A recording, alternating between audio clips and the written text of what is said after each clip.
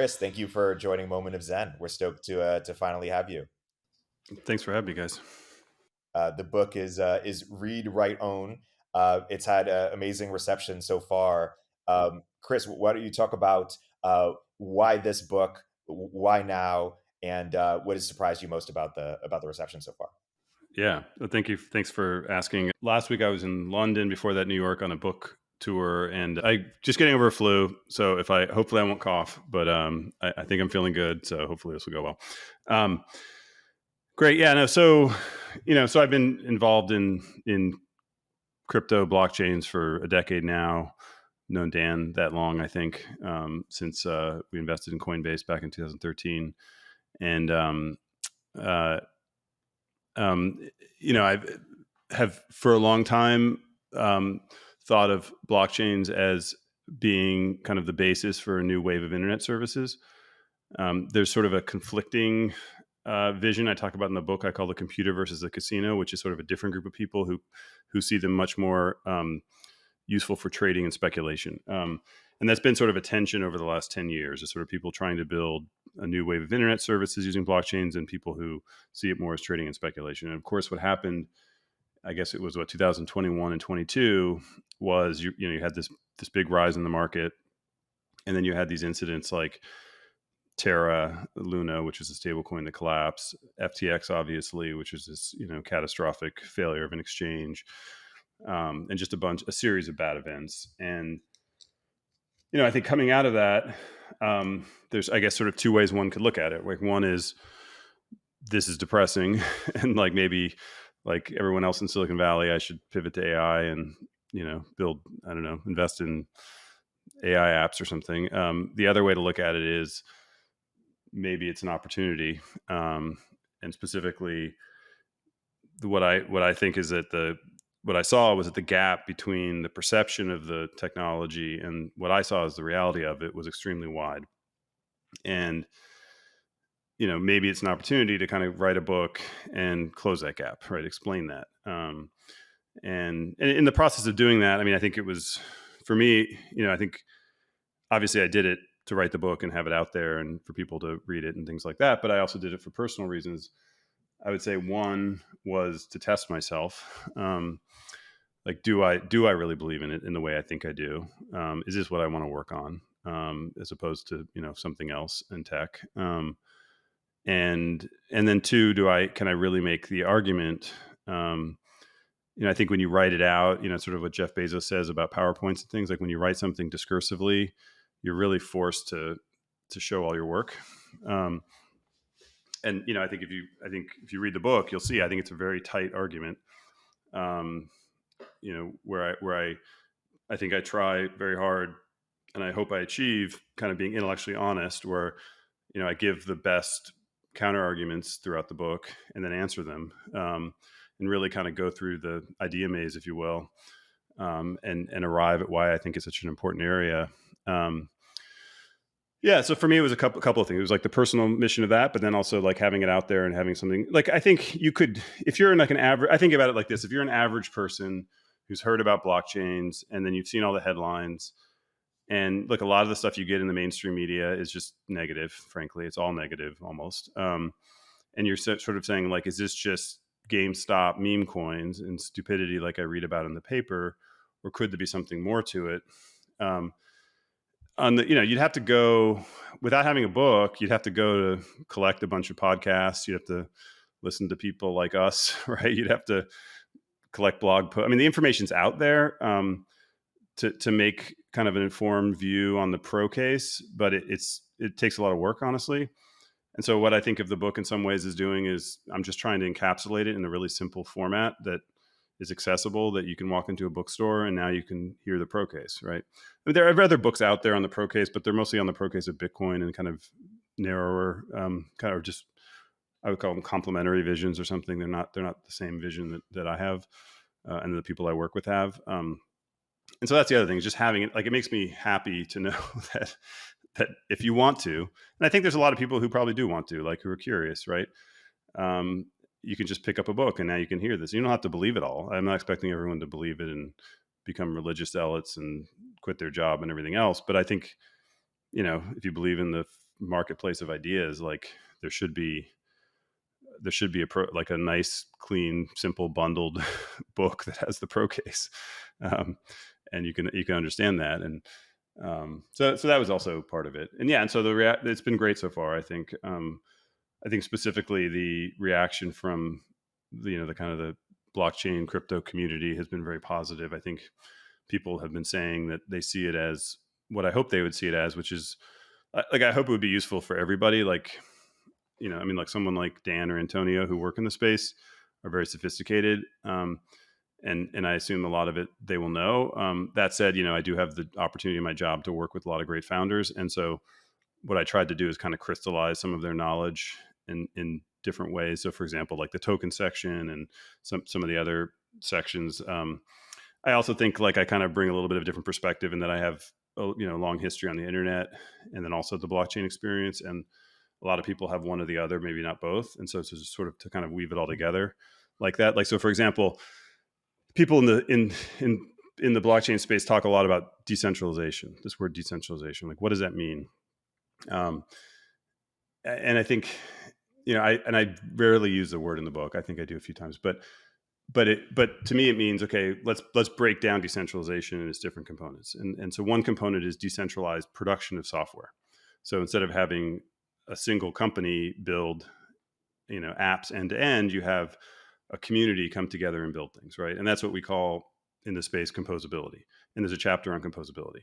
And then there's decentralized economics, which means more of the money that goes to the network flows to the edges of the network as opposed to the center of the network. And I have a section on take rates, right? There's governance. Like, governance means more of the control of the network goes to the community and not to the CEO behind the company that controls the network, like with Facebook and Twitter. And that's a section on network governance. So, for each of these things, I kind of really break it down, and I use kind of language that's not blockchain specific. I use sort of normal internet language and kind of analyze these things from those perspectives. So that way I'm trying to kind of provide a bridge between the sort of traditional internet view of the world and the blockchain view of the world, and explain it from those principles. So yeah, look, so far, I mean, look, it's early, it's been 2 weeks, but I think so far it seems like the crypto folks are happy to have a book that they can give their friends and others to kind of explain what they're doing. And it's been a 2-week New York Times bestseller, which is great. So we'll see how it continues. But I think my mental model, I've never written a book before. I think at the beginning, if you do good marketing, you get on the lists and stuff. And then I think over time, maybe Antonio, you can tell me, I think over time, it'll just be word of mouth. And that will probably take some period of time because it's a book and people have to read it and they're busy. So I kind of think of it as like, maybe you get like a spike in the beginning, and then what my publisher said is like 1 to 3 months, you start seeing the word of mouth effect if it's positive, and hopefully that carries it from there, because people will get tired of hearing me on podcasts at some point. And so the book has to carry it on its own. Imagine someone went into a coma after the first crypto winter. I don't know, 2017, Mm-hmm. 2018, or whatever that was.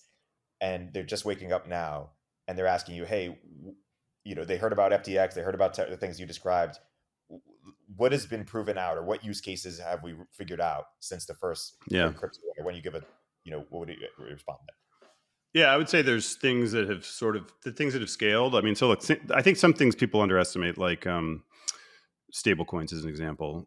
Stable coins last month, 600 billion in transaction volume of stable coins. I think it's one of these kind of stealthy things that's sneaking up on people because it's very diffuse. It's around the world, right? It's a lot of it's developing countries and things. And so I see more and more just the numbers you see from companies. It's being used in like B2B use cases in the developing world. So I think stablecoins I think it's very possible that like a year from now, also, if you see some of the work like Coinbase is doing, for example, on commerce and just other things around stablecoins, I think that's going to be kind of this comeback use case, right? It was something that was talked about 7 years ago or something.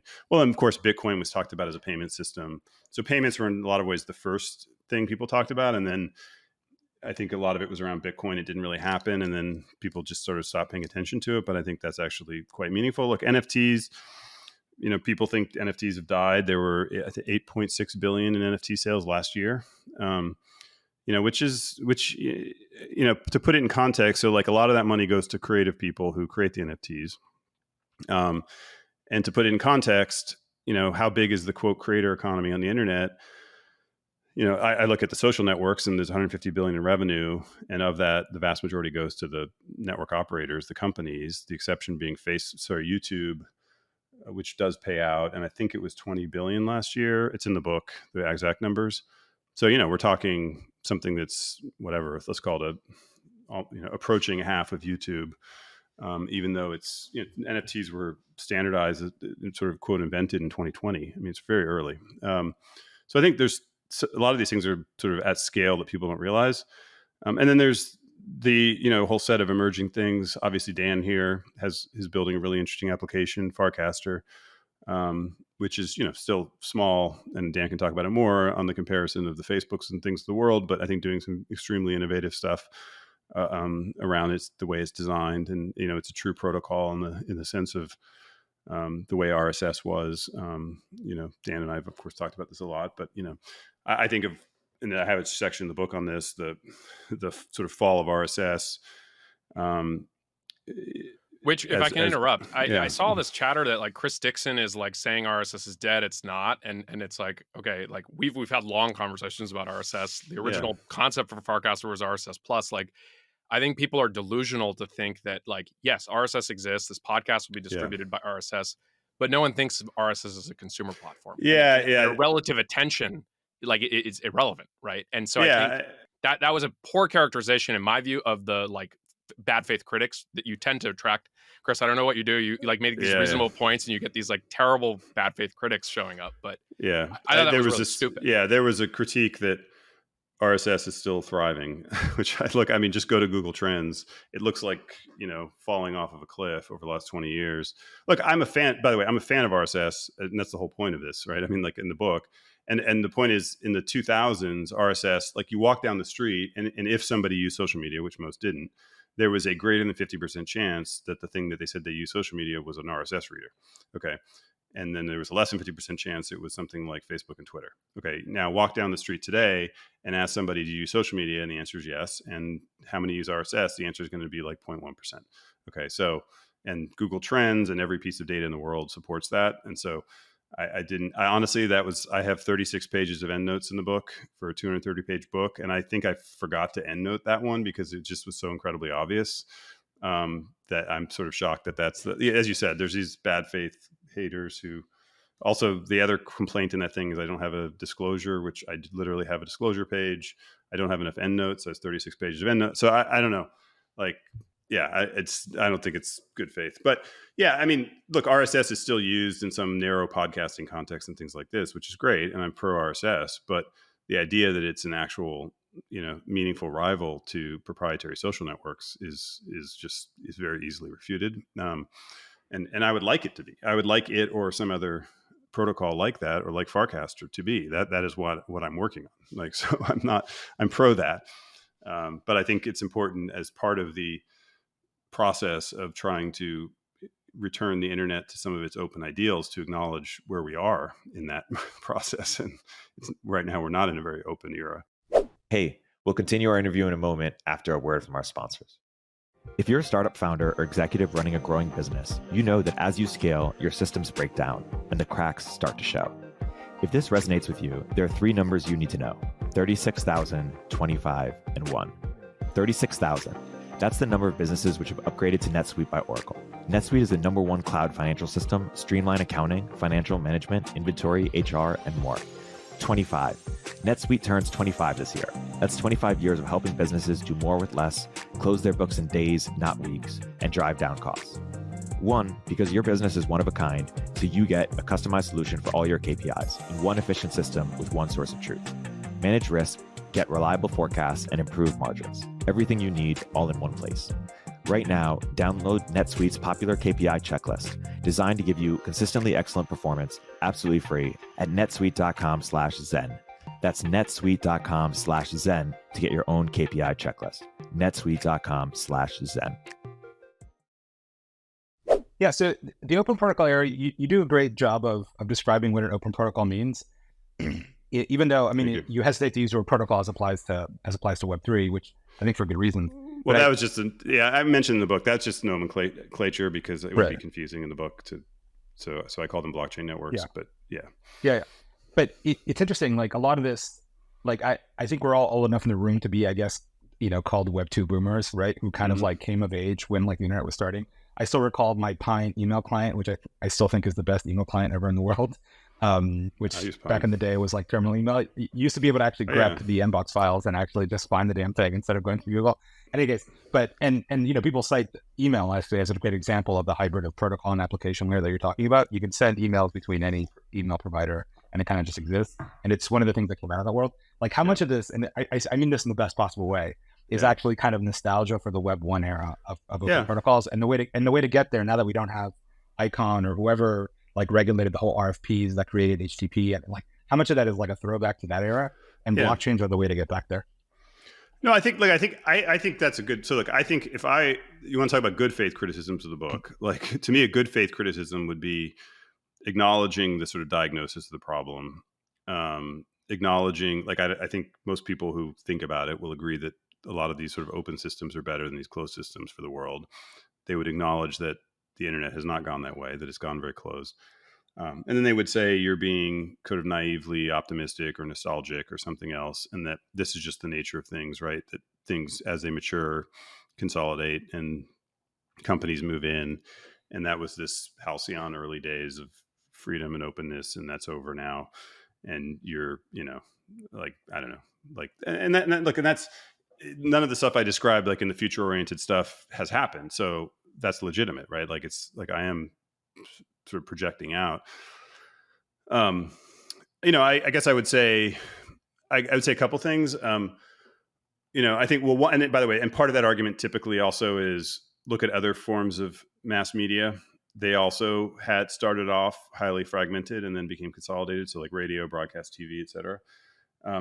I would argue that I do think the internet is fundamentally different than other forms of media. Like once you build out, 3 companies build out broadcasting towers and all these other sorts of things that you need for radio and TV. Like if you have all the other the phone network, these were all hardware networks. So like once an incumbent built out the hardware, it was locked in through like literally physical cables and radio towers.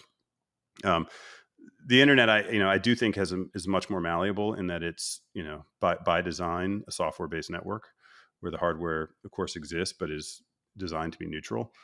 And therefore, I think because it's software, through the right set of designs and incentives, you can build new software that propagates out there. And so, I think the internet just has a way to kind of has the possibility to reinvent itself. Secondly, I think that and I try to do this in the second part of the book, I think that the benefits of sort of blockchain networks are not just societal. They're also very much have direct benefits for the network participants. So specifically, like I think the economic argument, this is like the take rate section of the book, right? So you have a case where, the big social networks, I don't think they're not doing that much in the sense of like, are they earning the 150 billion they're making every year? They have nice tools, they have nice application software, they do content moderation, but there's a reason they have incredibly high margins and lock in and everything else. Is that, fundamentally they're, you go to TikTok to see the creators and the creators aren't getting paid, right? I mean, they're having to go and run around and do sponsorships and all of these sort of extra things that aren't getting paid directly through their network activity. So I think that creates an opportunity, right? Which is this is what, for example, Farcaster is doing, right? If you can say, I'm going to take that $150 billion and I'm going to let that flow back to the content creators, that's a really compelling value proposition, right? So I think, like, at least for me, a core part of the argument in the book was not just saying this would be better for the world, but to also show that there are direct benefits to the participants that make it credible that there could be a new wave of startups that appeal to those participants and grow based on their enthusiasm. Does that make sense? No, I mean, speaking of, good faith criticism, one of the things you see in Web3 is that the take rates get compressed down to zero. What's interesting is that, even large marketplaces like OpenSea, just to cite a random example, are facing constant competition. You typically have a race to the bottom. And maybe the protocol layer does accrue some value in the case of the however many pips they actually collect or don't collect. But sometimes you get these extreme margin compression situations in which what you would expect to become the eBay of a thing does not become the eBay of the thing because there can't be a take rate actually.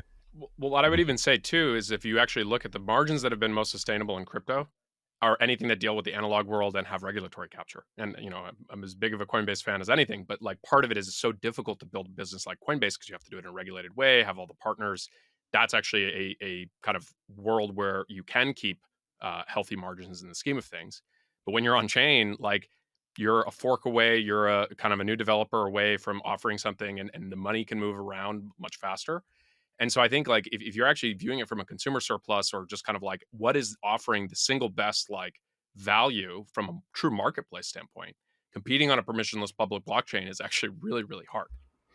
Yeah, I think it's a great question. I think, and I talk about the OpenSea example because there's this in the take rate section, there's a Moxie Marlin Spike has an argument he made like 2 years ago in a blog post. When OpenSea was, when the NFT market was sort of at its peak, arguing that essentially that you'd have this re-centralization around marketplaces like OpenSea. And so that although people said NFTs and blockchains are decentralized, you'll have low take rates. In fact, users just tend to aggregate, around single points. And of course, as you mentioned, Antonio, the reality has been the opposite since then, right? Which is there have been competitors, there's been compression on the take rates, why are there competitors? Because it's so easy to switch because your NFTs and your identity and all the things you care about are kept on chain, and therefore you can switch. OpenSea just becomes like a portal, like a view into it. It doesn't actually hold your data. I tend to think, I don't know, like I remember I was an early angel investor in Kickstarter. Like from 15 years ago, I guess. And I remember they were discussing the take rates, and it was like I believe they're 5% now. And there was a whole question of like, will it go to same kind of questions like will it go to zero? Why would my experience? And then I could tell you other examples from the Web2 era. My experience in the Web2 era is if you don't have lock-in network effects like this, if you keep the take rates like in single digits, people just seem to be okay with it. And don't at least average consumers aren't going to spend their day kind of shopping around to go from 5% to 4% take rates. If you start to get into the teens, so I don't know. So like, I think there's I've always assumed there's some kind of equilibrium state in Web3 where you'll have some take rate, but it'll be dramatically lower than the Web2 ones. Instead of 95%, it'll be 5% or something, right? And maybe it'll be 3% or 2%. But I think there's some willingness to pay at some point for like the service the network provides. And there isn't just, and look, and the other thing is the nature of these things is you do have various integrations and there's some brand effect at some point where people just remember to go to that website and all the other kinds of things the internet does to, SEO and just like all the things the internet does to let you build a brand and a presence. So I think that gets you like 3% or 5% take rates, or maybe even 1% take rates, not 95% take rates, right? The key point of the whole argument and in the book is it's not anti-capitalist. It's not anti even having a business moat. It's specifically talking about network effects. Like network effects are just such an incredibly powerful business moat that the world has really almost never seen prior to the internet, outside of like telecom and a few other areas. And that when you have all of the network effects accruing to a company, you just end up with what we have, which is sort of consolidation around 5 big properties, massive amounts of power in a few people's hands, right? So you compare it to like I think of like web hosting, like AWS, they have, I think, 30% margins. That's great. They should get paid. Google Cloud should get paid. But the point is you're not locked in, right? As a developer, you host your website there. It's a pain, but you can switch without losing your business. And so that just sort of makes them compete on traditional bases of competition. like they have to keep making great products and keep, prices reasonable. That's all I'm sort of arguing for, right? In the book it's not that's oftentimes people will say, oh, well, how do you do it without businesses in the loop? Of course there are businesses in the loop. They're just not sort of, massively overpowered network effect businesses, right? Because the network effect is recurring to a community in a blockchain, and the businesses are competing on kind of traditional business modes. Yeah, and maybe just to take an example from Web2 that I think it's been like a very prominent thing, is like Airbnb's ability to just add fees and charge fees. Um, Once you have your Airbnb rating and you've stayed at places with Airbnb, or if you're a host and you have all of that data that frankly belongs to both the consumer and the host, if you think about it, um, is locked in on Airbnb. And so that perpetuates that network effect and thus gives them pricing power. And obviously there's brand and trust, and they have insurance, and Airbnb is providing a valuable service. But in a world where that kind of core trust primitive of like, is this house legit? If I stay there, am I going to trash the house? If that is actually on a kind of shared protocol, and you were able to figure that out, you would imagine that the take rate at the top would be a lot lower.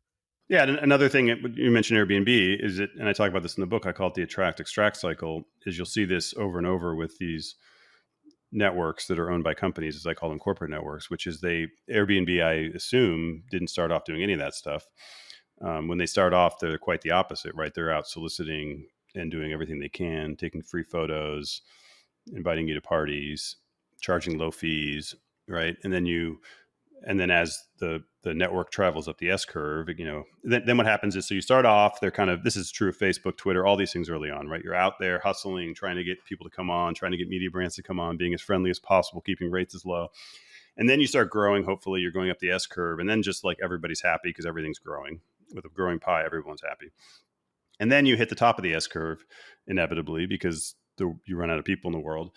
And at that point, with networks, they almost always start turning the screws, and they say, how can we continue the same revenue growth when our kind of core organic growth is flattening? And the answer is almost always more fees, more, charge more. And it's not always like, by the way, like an Airbnb, it's an explicit fee. In other cases, like with Google search, it's just like put more Google properties in there, put more ads in there.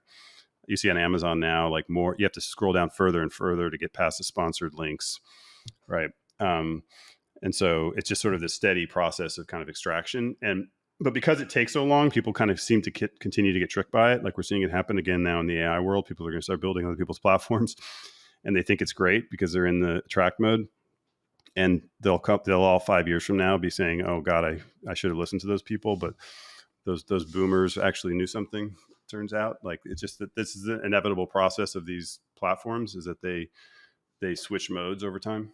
I mean, you guys saw the OpenAI post about Sora, which is their video generation based on a single prompt.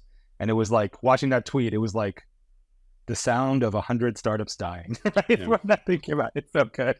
And it's like, wait a second. And it's just interesting how the platforms end up competing against their partners who are building on the app. Yeah, I mean, very few platforms don't. I mean, the probably the biggest counterexample is maybe Windows. Like some of the old OS, Apple used to be like this. I think they've changed now with the App Store.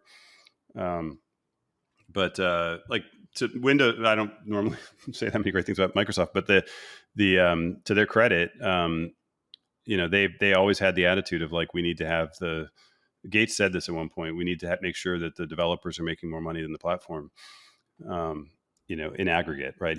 But he didn't want one of them to do it because they'd have too much power. But like he wanted a whole bunch of fragmented ones to an aggregate, and that was always his model, which was a right and brilliant model. And part of that was keeping it, keeping it predictable. I mean, to the fact that today, like gaming is very interesting, right? Because like Microsoft is essentially at this point an enterprise software company and a game company. That's their primary consumer business at this point. And yet the Windows platform is an extremely open platform, and their biggest rival exists on it, Steam. And so, there are exceptions, but for the most part, and especially social networks, have been very extractive. And I think it's just the new norm now. Like I think I would expect with all these AI companies, you're just going to see constant kind of platform and application kind of cannibalism, as you're describing, Antonio. Can we just go back to the person waking up from the coma? That you're now telling them that Microsoft is the open company, that they're pro developer, they bought GitHub. like They bought GitHub. that you can run Linux with it. It's insane, right? To think that, like, Zuck did this video on the Apple Vision Pro, and he's talking about open paradigms, and he's talking about Microsoft. I think the 18-year-old Zuck probably had a very different opinion of Microsoft, and so it's just amazing to kind of see how these things change, right? It's interesting. Yeah, it is interesting, and I mean, look, part of it, I tend to think everything can be explained through incentives. And if you look at Microsoft today, they, like I mentioned, they really are. I mean, primarily they're an enterprise software company that exists through bundling, right? I mean, so how'd they get Azure so big? They got it so big by bundling it with, their SLAs with Office and Active Directory and all their enterprise products, right? And so they go to an enterprise and they say, we'll just be your partner for everything. And so there's no, their lock-in comes through distribution. They don't need to have lock-in through software in that sense, right? And they kind of gave up on some ways on Windows outside of that bundle. And so that actually made them, in a lot of ways, the most aligned with the open source software in an interesting way. So that Facebook is the open source AI champions. That's another thing I wouldn't have predicted 5 years ago. And I think that's great. I think it's great if they keep it up. I was a little surprised when Zuck said that they were open on the MetaQuest, because I don't think of MetaQuest as very open. I had a bunch of friends who've been very frustrated trying to build on MetaQuest, but Chris is very humble. Let's remember that before Chris went all in on crypto, he was also the earliest investor in Oculus. So I think you've been also interested in the AR VR stuff for a while, right? Yeah, no, I mean, I've been writing for years that I thought that. So I've always had this theory for, I don't know, I've been writing about it for 10 years, blogging about it, that the last wave was mobile social cloud, right? That was 2008 to 13. And so sort of at the time, there were all these people saying, which is going to be the real trend? And it turned out the answer was all of the above, right? And moreover, the three trends reinforced each other, right? So phones were got us from 500 million to 5 billion devices. Social is the killer app, 2.5 hours a day. People spend on social media that made phones so popular. And cloud is the back end infrastructure that enabled it all to exist, right? And so I don't know, but the theory I've had for a long time is AI, VR, crypto, right? And VR, look, I think VR is nuanced. People also say spatial, Apple saying spatial, metaverse. You can ask questions like, is it the headset itself, or is it just the idea that people are going to be spending more times in 3D experiences? And I think that the simple, almost non-debatable thing is the idea that people are going to spend, that right now people spend X number of hours on average in 3-dimensional experiences versus 2-dimensional, and that number is going to go up, way up, right? And then moreover, maybe a lot of that's done in different devices and headsets and things. So that's metaverse, spatial, whatever you want to call it, XR or something. And then AI is obvious, right? I mean, we all know that. And then I think kind of crypto blockchains is the other one. And I think the crypto blockchains is the most interesting to work on as a VC. Doesn't mean it's more important than AI, for example, or VR, but it's the most kind of disruptive and aligned with new startup innovation as opposed to things where value will accrue to the incumbents. Now that you mentioned AI, can I ask my AI question, Erik? Please. So you have a chapter at the end of the book which is like applications of crypto, and one of the more interesting ones I think is the AI one.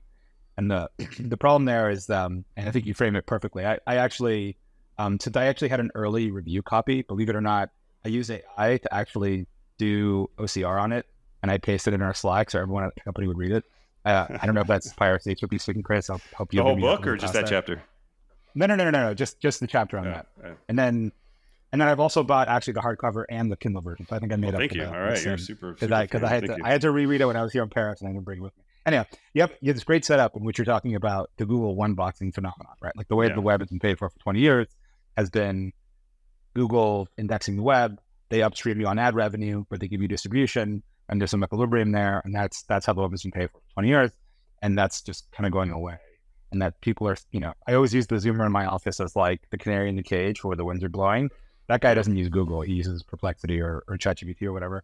And so like they're using the content, but they don't drive the actual traffic. It was a major problem there. And so how do you actually get the content underpaid? And you sketch out this very elegant sort of blockchain based solution for it, which I thought was kind of brilliant. I want to comment more on that. That was thank you. I think the intersection is fascinating. Yeah. So I call it sort of the way I describe it is there's sort of an existing covenant, I call it, between distribution and content on the internet. And so what I mean by distribution, think of as social networks and search engines, like the place you go to find stuff, right? And then content is, news sites, media sites, websites that get indexed and linked to by those sites, right? And what's happened over the last 30 years is there's evolved kind of this symbiotic relationship between those two parties, between the distribution and the content, right? And the basic deal is the content sites. If I'm a news site, I say, Google, you're allowed to index me. You're allowed to crawl my content. You're allowed to show snippets in the search results. But in return, I expect you to send me some amount of traffic back, right? Some percentage of the people that search for things and see my results will click through and I'll get traffic back, right? And that's basically this sort of equilibrium state that drives the entire internet economy. I mean, it's very important, right?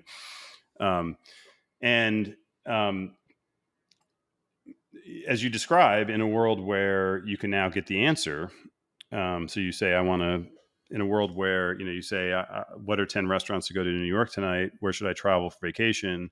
And instead of getting 10 links that you click through many of them, you just simply get like a perfect answer from an AI bot, whether that's today or in 2 years. That's clearly the future, right? And maybe, by the way, there's a link like Perplexity, but like, if you get the answer, do you really need to click through, right? So in that world where you just get the answer, like, what's the new covenant? Like, how do those, because that content came from those websites, right? And those bots learn from them.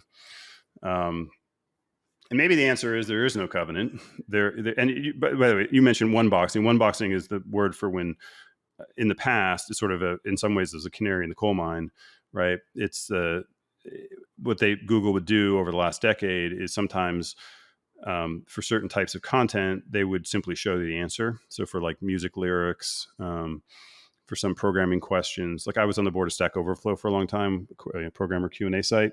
And that was always their biggest concern was we get one box. So instead of you type in a programming question, instead of getting a thing with a link and you click through and go to the website, you just get the answer, right? Because if you don't go to the website, then they don't get to, like, some percentage don't convert and blah, blah, blah. And the whole business model breaks. And so, so what's the new covenant in that world, right?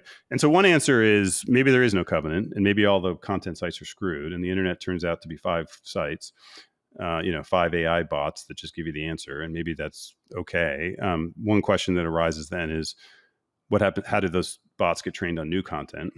A new genre of music comes along, a new piece of news comes along, whatever, news category comes along. The world changes, and today, they rely on the content sites updating. And if those content sites don't exist anymore because their economics are nuked, like, how do they get that? And maybe they get it, like the answer, the kind of dystopian answer, which is happening today, is they get it through offshore content farms, right?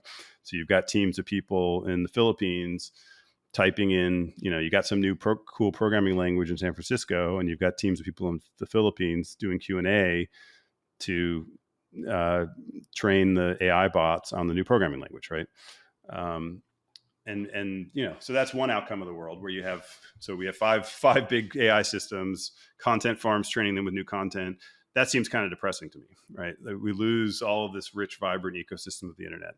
So another possibility is we develop a new covenant, right? We say, what should the economic relationship be between, you're an illustrator and you design some beautiful thing, which gets input into an AI system as part of its training.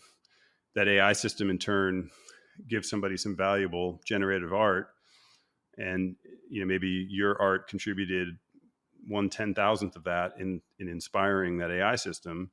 Should there be some economic model where money trickles back to you based on that contribution, right?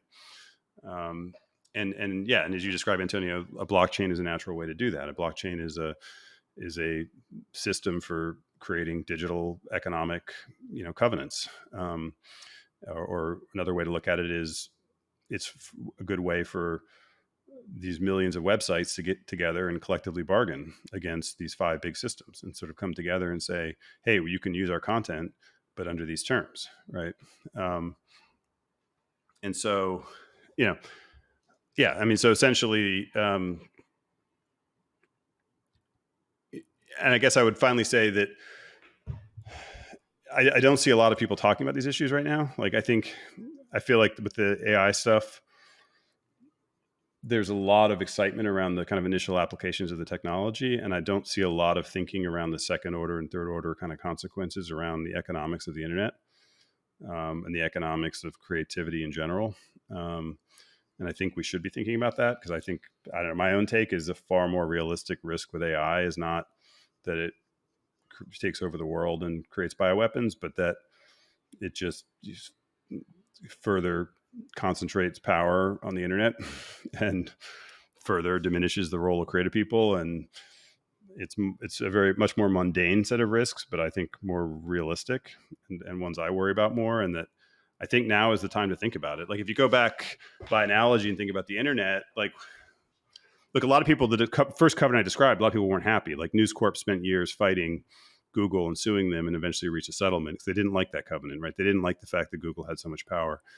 The time to have really thought about that for the content sites would have been the 90s, would have been early on, or maybe the early 2000s, right? When these systems were developing, and these systems were getting, these content distributors were gaining all their power. Yeah, sorry. What could have been done back then? Yeah, it's a good question. I mean, I give the example in the book. Naspers just said, "Screw it, we're becoming a internet investing company." They were a South African newspaper chain that's now, I think, worth $90 billion or something. They became one of the savviest internet investors. So one thing is opt out or play the other game. No, I mean, people had solutions back then, like robots.txt, like you could opt out, right? But of course, the problem with opting out is that if you're the one person to opt out of the million, like, it's not going to do anything. Someone will just step in and replace you. I think you could have come up with, I mean, like, you didn't have blockchains back then, but you would have needed to come up with ways to collectively bargain, essentially, right? Or to have the group come together, create industry standards, consortia. I think blockchains are a better native kind of digital way to do it, but you would have had to have some kind of system set up. Yeah, I don't know. It's a good question. I mean, I don't think you had all the sort of technological pieces you have today to do things to counter it. So the trippiest thing that I think about, Chris, is like agentic AI on the blockchain, meaning AI that's kind of at the meta level of given rough goals, and then it uses the AI to actually know how to reach those goals. Because on the blockchain, like, one of the reasons why I got kind of crypto pilled is because, like, if you consider the world as becoming natively digital and natively sort of ritualized, then the blockchain is a natural economy for that, right? Like, I made the joke trick recently. Don't ask why. I was shopping for diamond rings, and I was comparing the 4 Cs and all this bullshit and the rarity score. And it's like, these are like NFTs. There's artificial scarcity, there's a rarity score, and a little bit of this is kind of money laundering and tax evasion, right? And this is basically physical NFTs is what diamonds are. And so it's like, so if goods are not becoming little hunks of carbon mined in South Africa, instead they're becoming this other thing, then the blockchain version of it is exactly the economy you would sort of have. So that's how I got crypto about it. And then you add an AI, which is obviously living in a virtual plane. And if I were to bet there being some sort of AGI Terminator style apocalypse, it's probably going to happen on the blockchain, in the sense that there's going to be some runaway AI. That's just what we need, Antonio. We need another negative blockchain. Okay. No, it's okay. But that's way more likely than any of Yud's crazy virus scenarios or whatever, right? I don't know if you ever think about that, or maybe it's just. Well, no, it's, I mean, what is code running on Ethereum? It's autonomous code, right? It's code that, right. It's. I mean, the way I sort of describe blockchains in my book is they invert the power between. So in a traditional computer, you have hardware and you have software, and basically the hardware is in charge of the software, in the sense that the human or the company that owns the hardware can ultimately change the software, right? And that's why ultimately, like, when I'm running, I'm using Facebook services, in the end, I'm subject to the humans behind Facebook and their decisions, right? It's how they use my data and how they charge me and the rules of the API and everything else, right? And so the kind of core innovation of a blockchain in my mind is that it inverts that relationship, that power relationship between hardware and software. And that when you write code on the Ethereum blockchain, that code will continue to run. The promise the blockchain makes is that code will continue to run as designed. Even if the hardware operators who run the code, the Ethereum validators, try to subvert it or undermine it, right? And and to your point, like, you know, a consequence of that is you could imagine a world where somebody is writing blockchain-based code that is fully autonomous and immutable and you know, has no kill switch. And this is, by the way, a debate. So the EU has this thing called MiCA, which is their regulatory proposal for crypto, and they're requiring a backdoor in every smart contract. And I think part of the logic is sort of what you're describing, which is now, of course, the problem with that is the backdoor more likely will be used by the next Sam Bankman-Fried, and like it undermines the whole kind of value of a blockchain, which you don't have to trust an individual. Once you had a backdoor and you had a sketchy person, you've just undermined the whole value of it, right? And so, you know, anyway, so I think there's some sense in which that is an interesting kind of long-term possibility. But and backdoor into every smart contract. When I start pooping on the Europeans, now that I'm actually physically in Europe, and I like flip my narrative to the other direction and say, you know, but in any case, it's obviously not going to happen. But cool. Okay. And so is the idea, Chris? We talked about how, you know, Web2 giants had these, you know, different kind of moats that Web3 projects don't necessarily have, but that Web3 projects will be as big or bigger because they'll be able to price discriminate more effectively, or they'll have more liquidity, or how do you respond to why will Web3 projects be as big if they don't have some of the same advantages of Web2 companies? I mean, I guess, look, my simple mental model for tech, the whole tech world, is it just keeps getting 10x bigger every 10 years or something, which is, I think, like you go back to the 2000s, and you tell even the most, like Mark Andreessen's probably the most optimistic technology person I know. And if you told him in 2007, if you asked him how big someday could Facebook be, I bet you he would have said 10 billion, 20, 30 billion dollars. I just saw yesterday it's 1.2 trillion or something, I think, Meta. Like nobody would have thought any of these tech companies could be as big as even the most optimistic people, right? So I look, and by the way, meanwhile, like Excel, Windows, Quicken, they're all still going strong. Like, so I think the way to think about tech is like the stuff that works kind of just keeps working, and then you just keep layering on these 10x bigger things.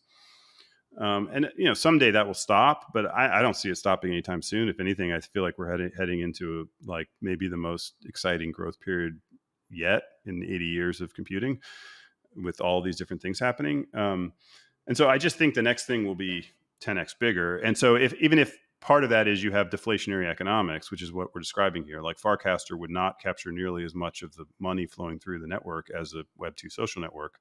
But if the world is 10x bigger and it's the social substrate, and some portion of the money is flowing through, and we're, you know, people ask me a lot as an investor, like what's the business rationale? If we're early investors in the future social economic substrate, you know, and the tech world gets 10x bigger, and even if the economics are significantly deflationary, which I think they will be, it could still be a very big venture investment, right? So that's kind of how I think about it, right?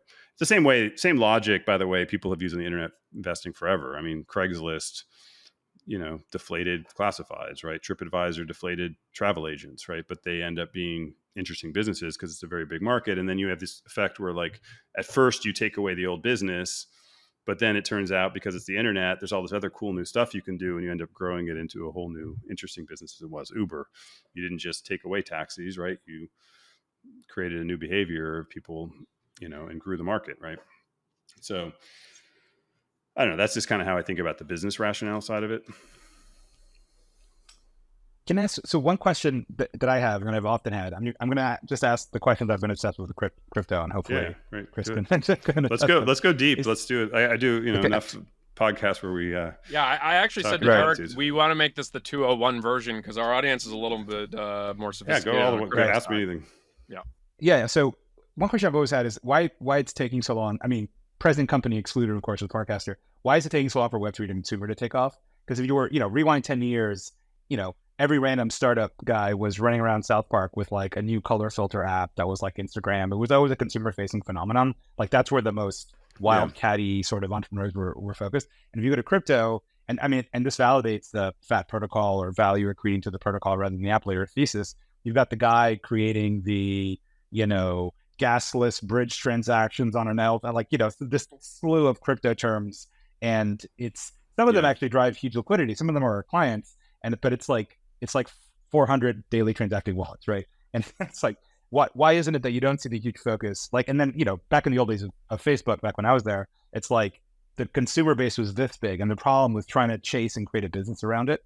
And here we've created so much technical and business infrastructure and financialized it. But it's like, where's the consumer side? And can it be that blockchain kind of started on the other side of it and it's kind of trying to grow towards the consumer side? Or what are your thoughts on that? It's a good question. I think that, as a participant in it, I think infrastructure ends up being very, very important. And I will say that what happened with AI recently was a good reminder of that, which is I started an AI company in 2008 that I sold to eBay in 2011 called Hunch. And if you asked me in 2012 or something why it didn't work as well as I hoped, I would have given you a list of answers like the UX, the design, the this or that. We should have started with a vertical. And then I, looked at what happened in AI over the next decade. And I think the answer is very simple, which is GPUs. Is just that the systems just got 100x better with the improvements in infrastructure. It's not just GPUs. It was, the Transformers paper, and they, had more data to index and all the other kinds of things. But fundamentally, I think with the iPhone, I think an interesting question is, had Steve Jobs not done the iPhone, so smartphones, right? You had a 15-year history of people trying to create smartphones before the iPhone. And there was a whole wave of smartphone entrepreneurs. I was an investor in some of these things or involved with some of these things, had friends doing it. Early 2000s, there was a whole wave of smartphone video game companies, believe it or not. These were on feature phones. The whole thing is you had to go to New Jersey and convince Verizon to put you on the quote deck on the homepage. Why did the iPhone finally work in 2007? Now, obviously Steve Jobs is a genius, but had he not done that, would we still be using feature phones today?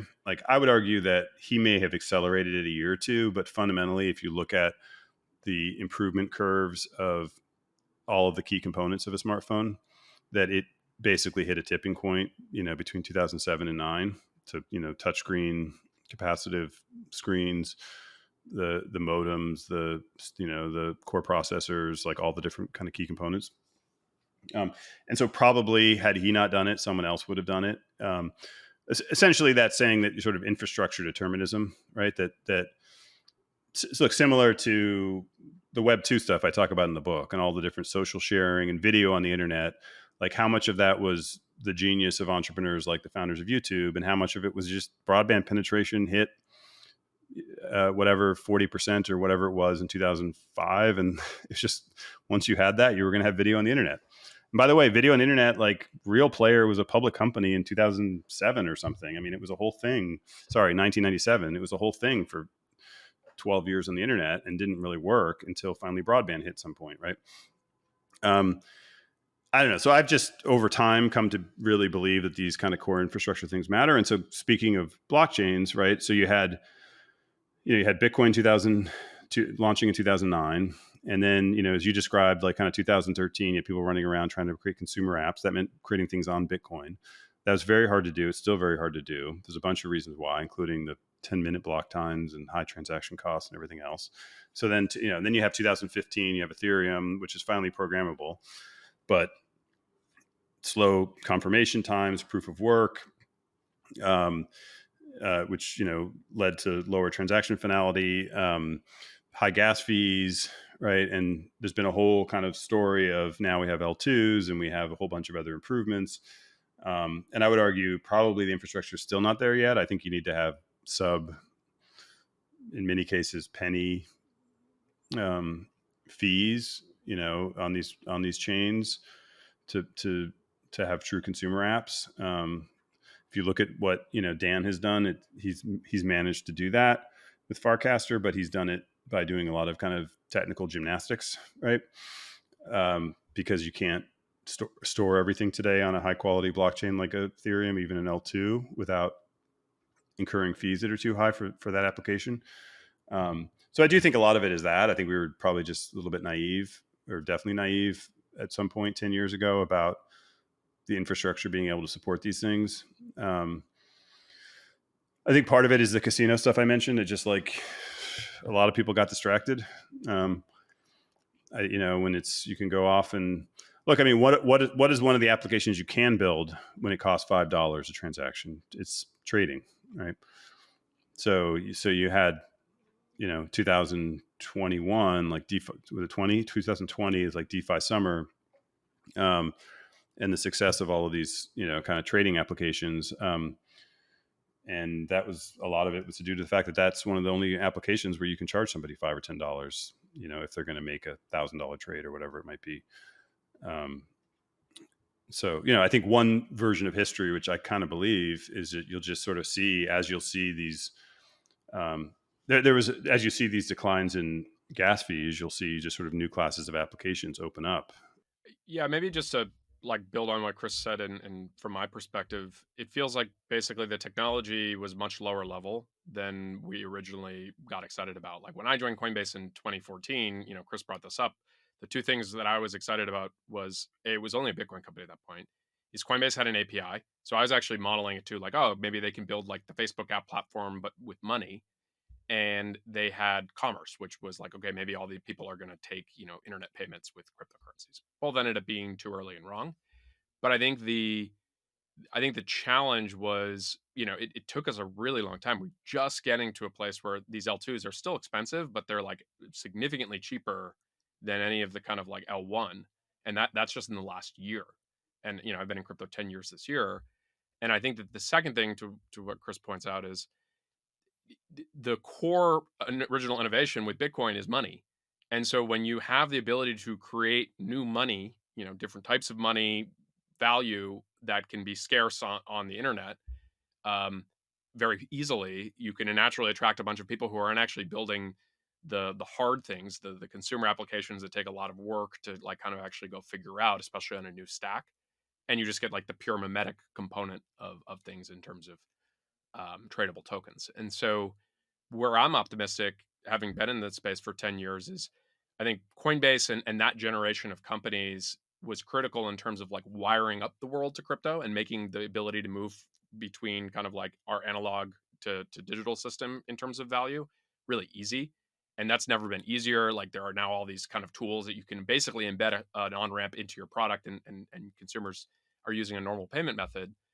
But we're only finally at the place where the infrastructure, and this is someone who's been spending 3 years building like an application, to what Chris said, is like, I have to do all these gymnastics, cryptographically verified, but in a way that is, kind of optimizing around cost. It just feels like we're in the 56K modem era, and we're just starting to potentially, eke into broadband, which I think obviously for the internet, there was in a much shorter time frame in the scheme of things.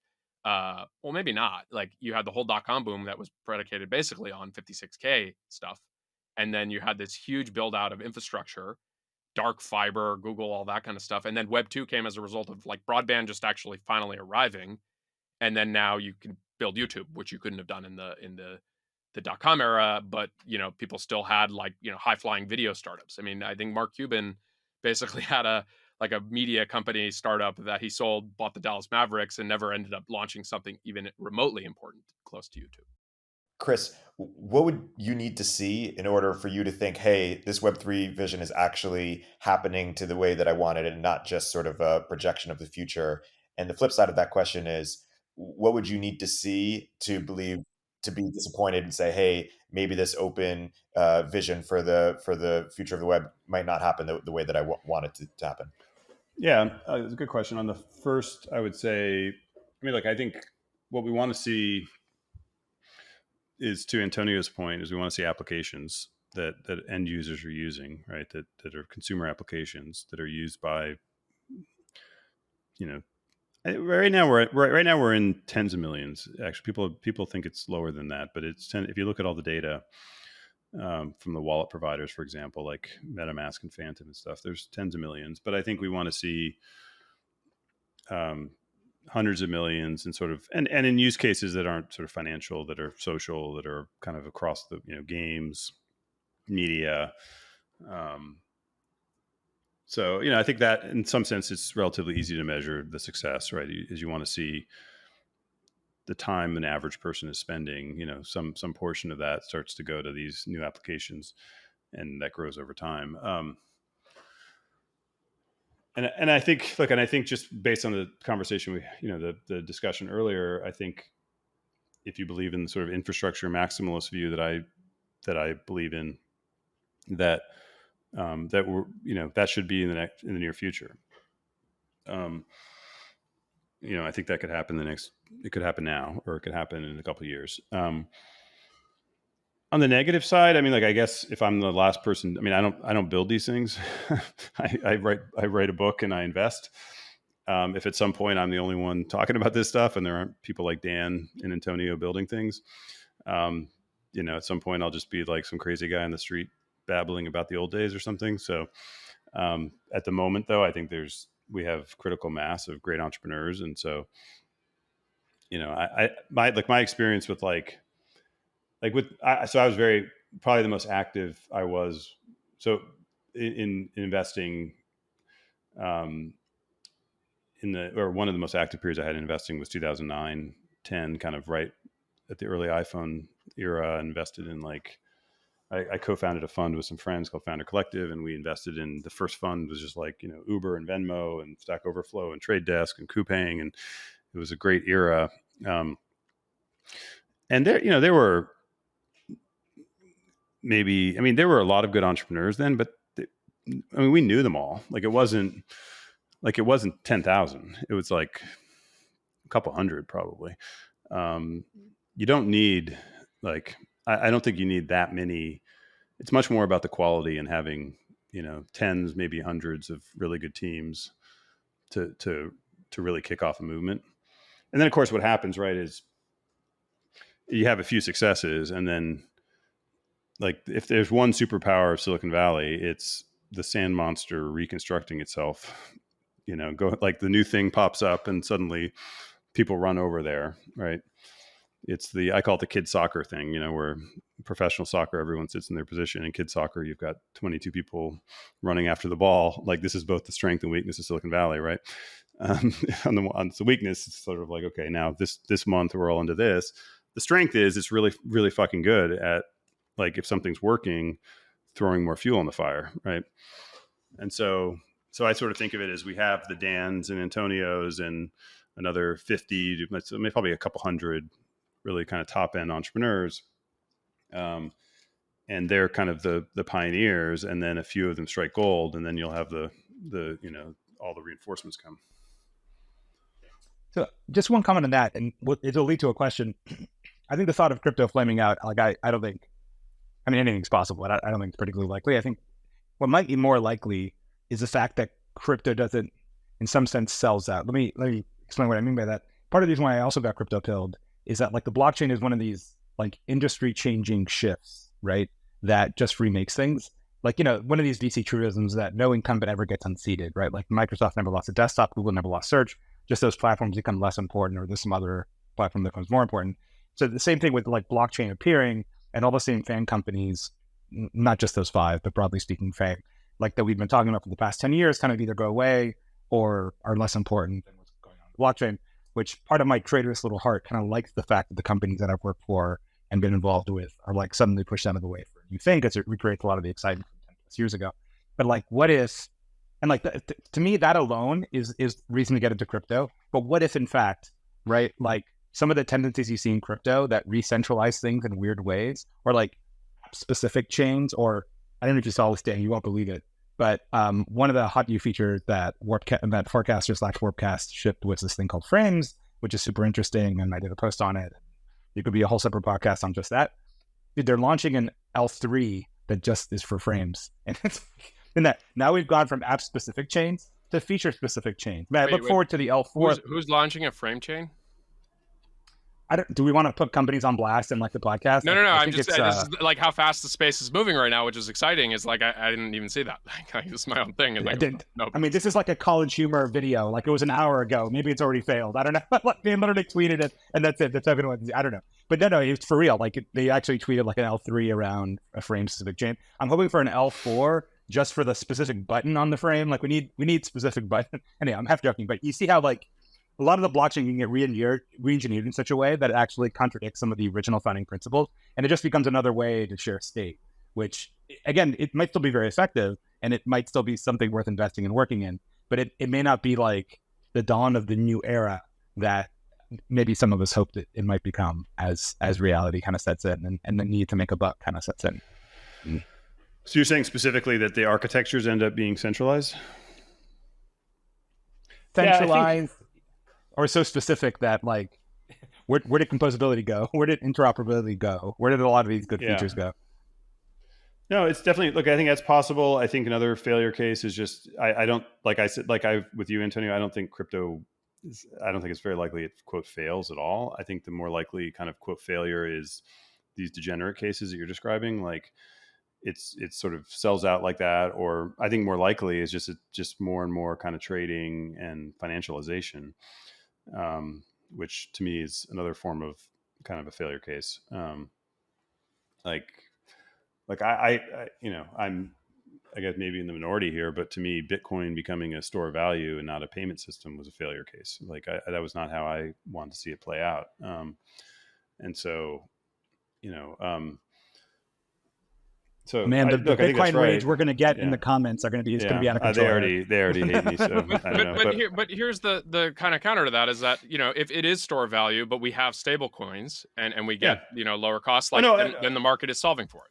Oh no, and I agree with you. And I think in the end it all worked out. I mean, I mean, in that sense that those people moved to Ethereum and we created stable coins. And so I think the market is solving for it. So I'm not saying that, but I do think in that narrow case, like that community, just sort of number go up community. And like, I would, if Ethereum ever became number go up community, which is very much not today, that would be depressing to me. Right. That's I'm trying to play out the negative scenarios here. And I mean, look at your original post you wrote about Coinbase when you invested in terms of like the headspace that you were in terms of what you were excited about Bitcoin and kind of, I think some of your early crypto investments was very payment oriented, right? Yeah. And so, I mean, like that's in the first paragraph of Satoshi's white paper, it's small casual payments. Sometimes they forget the first paragraph of the scriptures. I don't know. The heretical sect.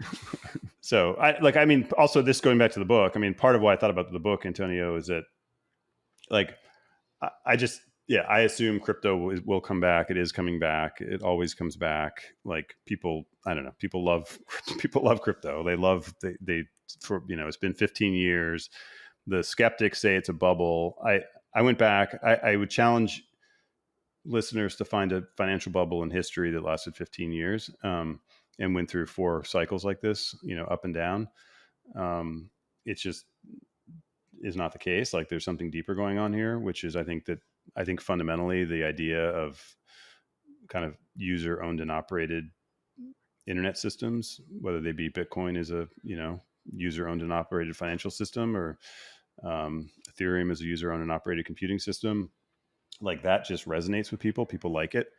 In an era when they don't trust institutions as much, and you can have trust code, not people, like it just resonates now.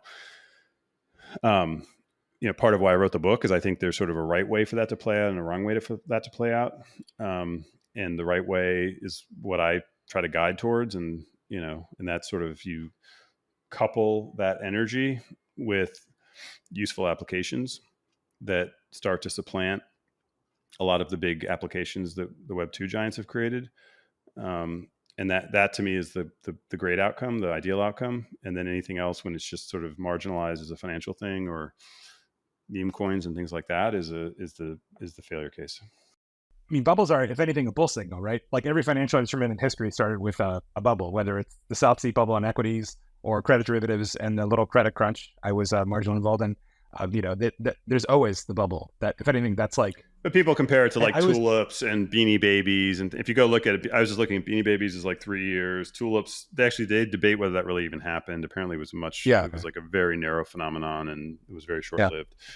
And anyway, so, but well, yeah, and I think that the other thing that people are easy to dismiss is, despite the kind of asset price cycles that crypto has gone through, if you just look, are there more people working professionally building on permissionless open blockchains today? You're like, the number keeps going up, right? And there I know it keeps more, going up significantly. Yeah. And so like the technology is not going away as much as the haters want to kind of focus on the negative elements, which they exist, yes. But and are they exacerbated because basically this technology allows you to create scarcity and effectively money or different forms of it? Yeah, and it's global. But I think I've been in crypto 10 years. I genuinely, like, I have not been more excited about the possibilities of what you can actually go and build. Like, we got L2s last year. Like, for those in the audience that don't pay attention, like Bitcoin, Ethereum, slower and expensive. And then you have these kind of like they're L1s, layer twos, obviously kind of like one step up. If you think about from a layer standpoint, they're cheaper and faster. They're only going to get cheaper and faster this year. And then we have all of this like new wallet infrastructure. So instead of having someone to go download this app, it's just going to kind of magically happen within experiences. And so I think you're finally going to be in a place over the next year or two where great consumer app builders, the people who would go and build an Instagram, can come build something that kind of, and I've been using this term like the, Web 2, Web 3 mullet, where it feels completely Web 2 oriented in the front, but the power of the ownership component, to Chris's book, from crypto and Web 3 can actually happen on the back end side of things. And so I'm really optimistic that, like, the 10 years I've been in crypto, the last 6 to 9 months, from just like the pure availability of infrastructure and tooling, has had a huge change. I agree. I think you're either now at, or a year or two from now at, the kind of I believe we're at that point, the kind of the tipping point that AI hit and smartphones hit and things I was describing before. Yeah. Looking forward and gearing towards wrapping up, like, if we're having this conversation a couple of years from now, like, what are the biggest questions that you yourself, Chris, have around how are certain things going to play out, or where are you most unsure of what's going to happen? Well, yeah, a big thing we didn't discuss is the policy stuff. I mean, I think that's, like, I kind of feel like if it weren't for policy, basically, let me frame that. I think the world has changed in that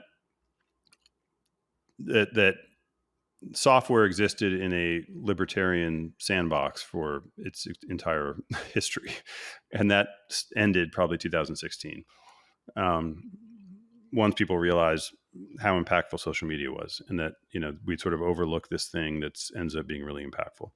And so I think that, and obviously there's been a lot of regulatory actions and discussion around crypto, and it's starting to happen around AI. And I think it's just the new normal. I think this will happen with every new tech sector. I think it's a matter of time before, VR is killing our kids, et cetera. Like, you name it, new area of tech is going to have policy implications. And so my thinking is, if it weren't for that, I just have 100% certainty that you sort of let crypto go off and do its thing, and it's this evolutionary thing. It's going to grow into something big and useful and interesting, in the same way that open source did. It was chaotic.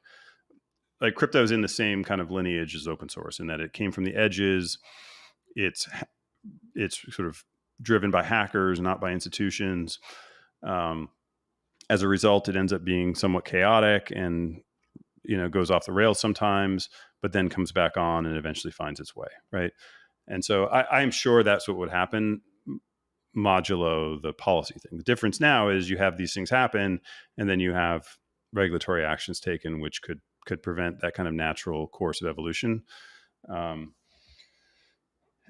that's, of course, also part of why I wrote my book, is that I didn't feel like, for that crowd, that the positive side of blockchains had been properly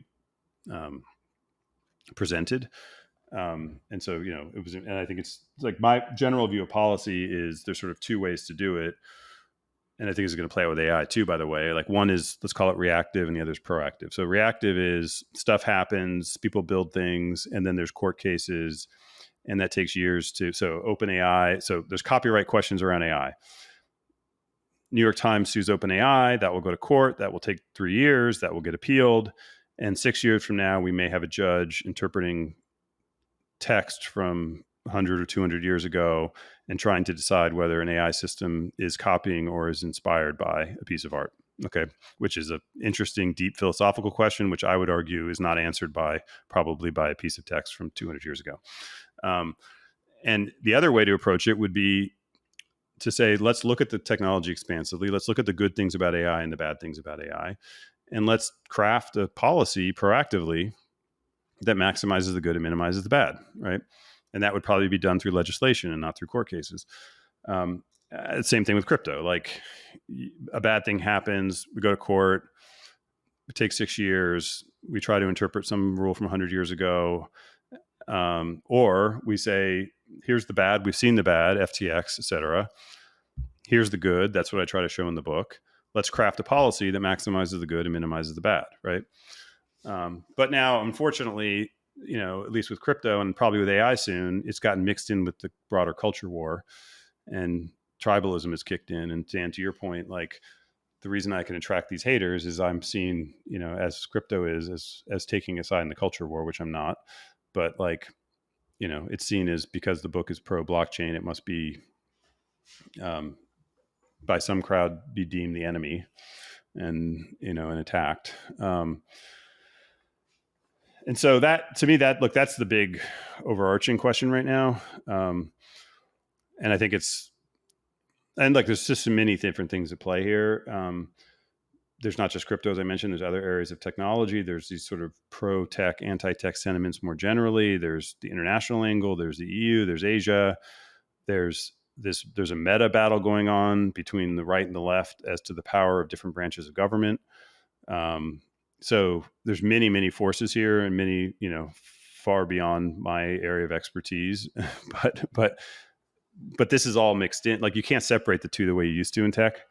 I think you can't just sort of look at it as a technology phenomenon anymore. You have to look at it in its broader political, cultural, et cetera, consequences. Right. And